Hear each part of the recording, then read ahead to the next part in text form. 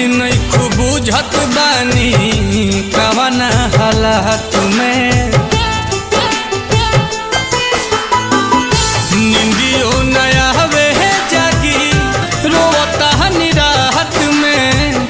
काहे नहीं खूब बुझत बानी कवना हालात में। आफत में पड़ल बा पावरा